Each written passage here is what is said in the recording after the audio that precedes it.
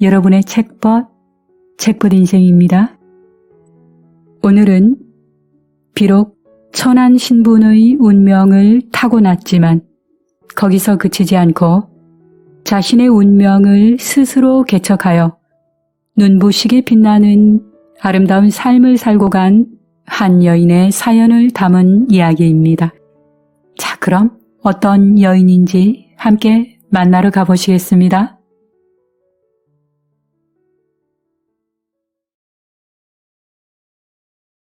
병마절도사 우하형은 젊었을 때는 몹시 곤궁한 무인이었다.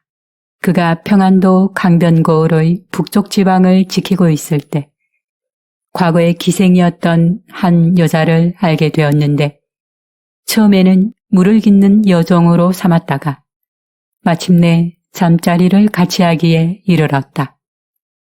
어느 날 그녀가 우하형에게 말했다. 공께서 저를 첩으로 삼으셨는데 장차 저의 의식을 대줄 능력은 되시는지요? 그러자 우하형이 말했다. 객지에서 쓸쓸히 홀로 지내다가 우연히 자네를 만나게 되었는데 그저 내 빨래나 해주고 버선이나 기워주면 하네. 나 같은 가난뱅이가 무슨 수로 자네 의식을 댈 수가 있겠는가? 하지만 이미 제가 공의 잠자리를 모셨으니 철마다 옷을 해드리고 공을 잘 모셔야 하는 것이 첩의 도리라 여기는데 공은 어떻게 생각하시는지요? 우하형이 말했다.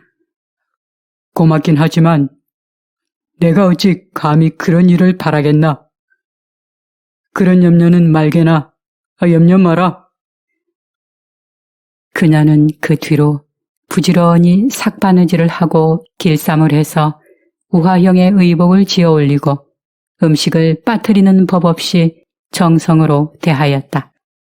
어느덧 우하형이 북부 변방에서의 임기가 다 되어 떠날 날이 되자 그녀가 말했다. 혹 여기를 떠나신 뒤 공께서 서울로 가시면 벼슬자리를 구하실 생각이 있으신지요? 우하형이 말했다. 죽도록 가난한 빈털들이 내가 무슨 재주로 행장을 꾸려 양식을 준비해 서울로 가서 벼슬을 위해 머문단 말이오. 가망이 전혀 없는 일이오. 고향인 평산으로 돌아가 쓰러져가는 누추한 집에서 그냥 늙어 죽는 수밖에. 그녀가 말했다. 제가 공의 면상을 보니 결코 쓸쓸하게 보내시고 생을 마치실 분이 아닙니다. 앞으로 큰 벼슬에 오르실 듯 합니다. 제게 지금껏 힘들여 모은 돈 800냥이 있사온데 이 돈으로 돌아갈 행장을 차리고 날랜 말과 관복을 준비하셔서 서울로 올라가시는 건 어떠신지요? 그리고 저는 천한 몸이라 선비님을 위해 수절하고 살아갈 수는 없답니다. 우선 아무개 집에 의탁하여 지내며 공을 기다리다가 공께서 이 고을 수령이 되어 오시면 곧바로 관아에서 만나기로 해요. 예상치 못한 큰 돈을 얻은 우하형은 한편으로는 어리둥절하고 또 서글펐지만 그녀의 고운 마음과 지혜에 감동하며 훗날 다시 만날 것을 굳게 맹세하고 헤어졌다. 우하형이 떠나자 그녀는 당장 하급 군관인 어느 늙은 호라비 장교의 집에 몸을 맡겼다. 장교는 그녀의 사람됨이 우매하지 않고 사리에 밝아 무척 좋아하며 후처로 삼겠다고 하였다. 그러자 그녀가 말했다. 제가 죽은 당신의 전 절을 이어 살림을 맡는다면 대충 할 수 없습니다. 살림 그릇이 몇 개이며 곡식은 얼마이며 비단과 배는 얼마나 되는지 낱낱이 장부에 기록하고 정확하게 그 숫자를 맞춰 본 뒤에 저에게 살림을 맡기시길 청하옵니다. 장교가 말했다. 우리가 서로 100년 해로 하기로 기약했거늘 집안 살림을 기록하고 주고받으며 서로를 의심하듯이 했어야 되겠소. 이 살림은 모두 자네 것인데. 그녀가 장교의 말에 완강히 거부하자 장교는 결국 그 말에 따랐다. 그렇게 하여 그녀가 장교의 집에 들어가 살림을 맡은 뒤로 재산 관리에 온 힘과 정성을 쏟아 열심히 일하니 가산이 날로 늘어났다. 그러자 장교가 그녀를 더욱 사랑하고 소중하게 여겼다. 그러던 어느 날 그녀가 장교에게 말했다. 제가 글을 조금 알기에 조보에 나오는 정사를 좀 보려 합니다. 혹시 이 거울에 조보가 내려오면 제게 좀 보여주실 수 있을련지요? 장교는 흔쾌히 대답하고 조보가 내려올 때마다 즉시 보여주었다. 그렇게 조보를 살피며 우화영의 소식이 실리기만을 기다리다가 어느덧 7년이 지난 어느 날 조보에서 우화영이라는 이름 석자가 보였다. 그녀는 매우 기뻐 속으로 탐복하였다. 선전관 우화형, 경력 우화형이라는 글자가 선명하게 보였다. 7년이 지나자 과연 관서지방 평안북도의 고을 수령으로 임명이 된 것이다. 조보에서 그것을 확인한 그녀는 속으로 생각했다. 이제부터는 조보를 더 눈여겨봐야겠구나. 며칠 뒤 그녀가 조보를 읽어보니 아무고을 수령 우화형이 드디어 하직하였다라는 내용이 실려 있었다. 그러자 기쁜 속마음을 감출 길 없던 그녀가 늙은 장교에게 말했다. 어찌 생각하셨는지 모르겠으나 저는 본래 장래를 약조한 사람이 있사온데 애당초 여기에 올 때부터 이곳에 오래 머물 계획이 없었습니다. 이제는 헤어질 때가 온 것 같군요. 부디 몸 건강히 잘 지내시길 바랍니다. 그녀의 말에 장교가 깜짝 놀라며 어쩔 줄 몰라 하고 사정했으나 그녀의 굳은 마음을 돌릴 수는 없었다. 그녀는 장부를 꺼내어 현재 집에 있는 물건들과 재산 목록을 상세하게 기록한 뒤 처음 들어왔을 때 받은 장부와 꼼꼼히 대조해보고 난 후 장교에게 말했다. 여기 장부에는 제가 수년 동안 당신의 아내로서 이 집 재산을 관리한 기록이 고스란히 들어있습니다. 바가지 하나, 그릇 하나라도 본래 있던 수보다 줄어든 것은 없으니 부끄럽게 여길 일은 없군요. 또 하나였던 것이 둘이 되고 다섯이었던 것이 10이 되어 쌓일 때마다 즐겁고 뿌듯하였습니다. 이것으로 저의 직분은 다한 셈이라 여기며 마음 또한 후련합니다. 그리고 그녀는 집에서 함께 지내오던 부모 없는 아이에게 짐을 지게 한 뒤 남장을 한 후 페랭이를 쓰고는 그 길로 장교의 집을 떠났다. 우화형이 고을 수령에 부임한 지 겨우 사흘째 되는 날, 그녀는 억울한 누명을 쓴 백성인데 사정을 아뢰고자 한다며 관속들에게 둘러대고는 관아의 뜰로 잽싸게 들어가 섬돌 아래에 서서 사또에게 아뢰었다. 제가 억울한 일을 겪어 은밀하게 원님께 아뢰할 일이 있사오니 섬돌 위로 올라가게 해주시길 청하옵니다. 사또가 가만히 듣자니 괴상하게 여겨졌으나 허락해 주었다.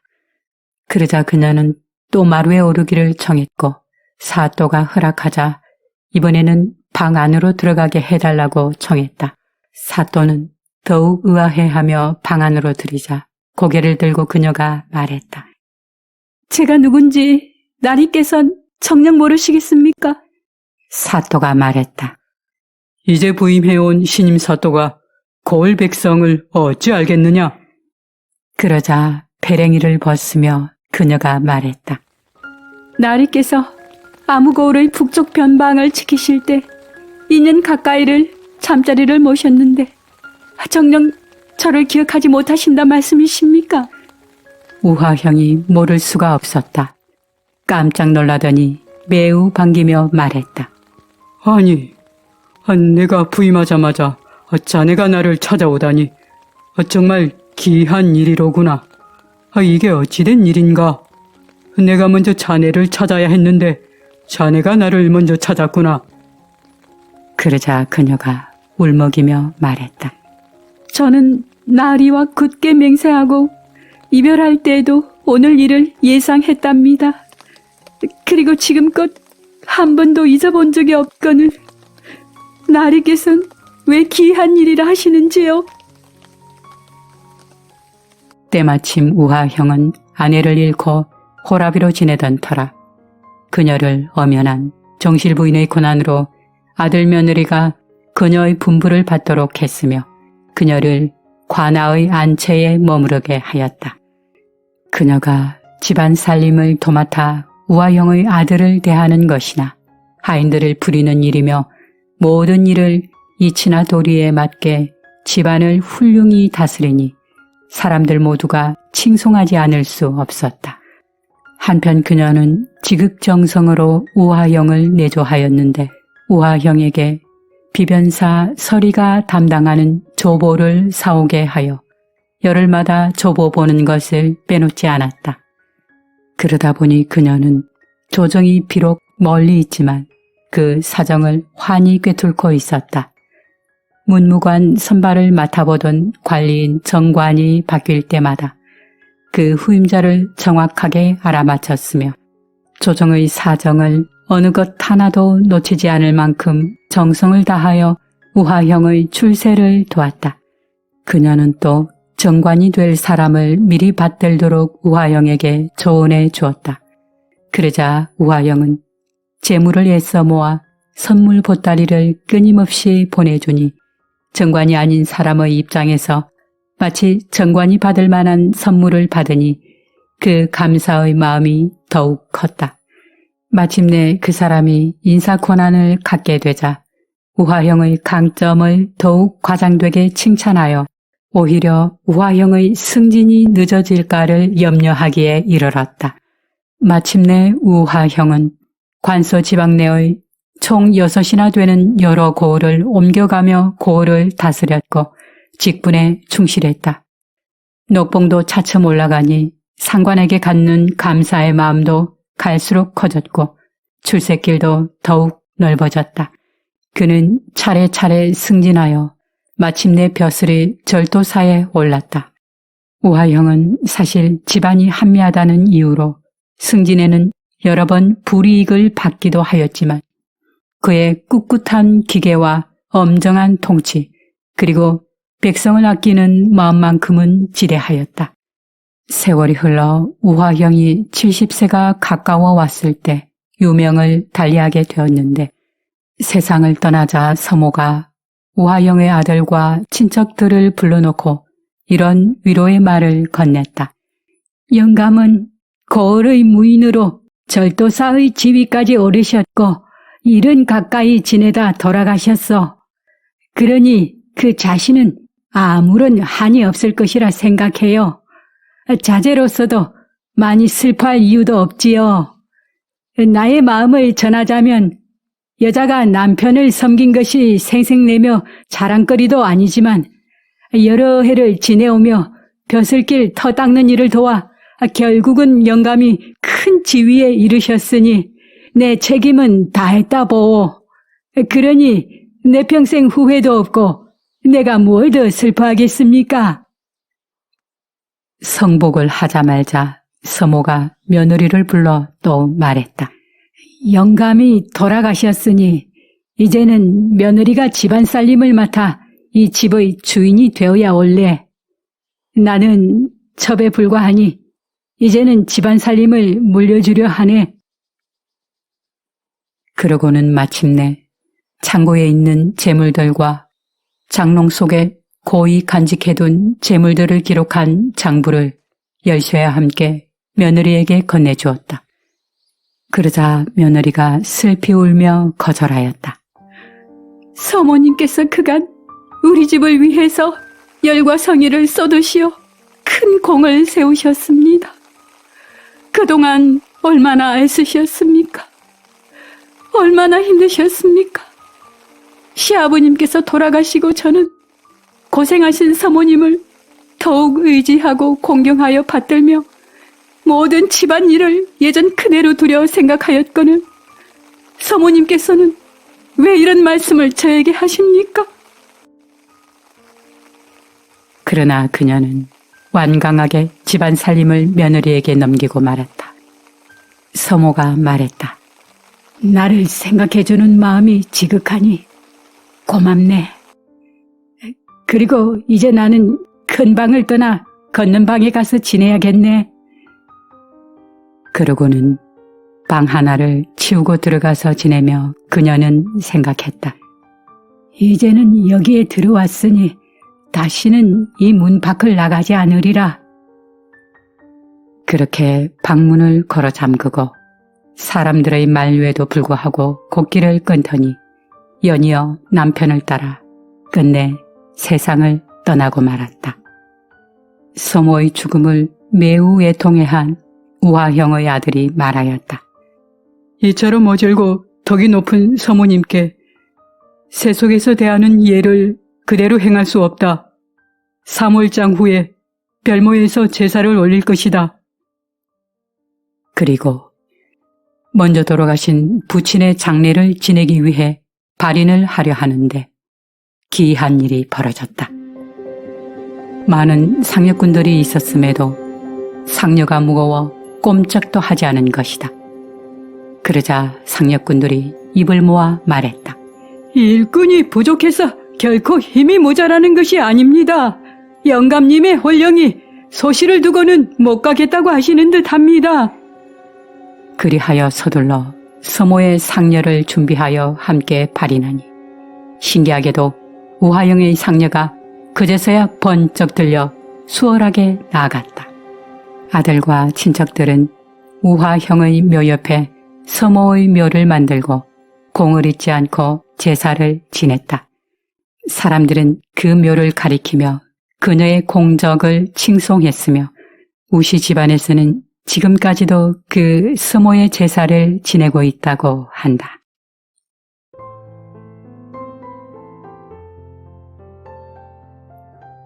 퇴계한 여종이 사람을 알아보는 능력이 대단히 뛰어났던 것 같습니다. 우화형의 인물됨을 알아보고 거금을 과감하게 내어주었으니 말입니다. 여자 주인공 우화형의 아내는 무엇보다 천한 자신의 신분을 바꾸고 싶은 바람이 컸던 것 같습니다. 비록 천민으로 태어나 한때는 기생의 삶을 살았지만 거기서 그치지 않고 운명을 개척하려는 의지가 강했기에 진실되게 자신을 사랑해줄 남편을 만났고 또 사랑의 마음으로 정성껏 내조하여 남편을 출세시키니 이 정도면 여자로서 아내로서 진정 성공한 인생이 아닐까라는 생각이 듭니다. 특히 홀령이 아내를 두고 못 가겠다는 듯 상여가 꼼짝하지 않는다는 상여꾼들의 말에 아내의 상여도 함께 준비하니 우화영의 상여가 번쩍 들려 나아갔다는 대목에서 가슴이 울컥하였습니다. 우화형이 아내와 함께한 세월에서 아내를 사랑했던 마음이 얼마나 컸으면 죽음까지도 함께하려 했을까 하는 생각이 들었기 때문입니다. 사람의 한평생은 참으로 잠깐이라고들 합니다. 이 이야기를 접하고 나니 우리의 짧은 인생, 바른 마음을 가지고 더 많이 사랑하는 마음으로 세상을 대한다면 더욱더 행복해질 것이고 더 풍요로운 삶, 더욱 가치 있는 삶이 될 것이란 생각이 마음 한켠에 자리하였습니다. 여러분은 어떠셨습니까? 남은 시간도 행복한 시간 보내세요.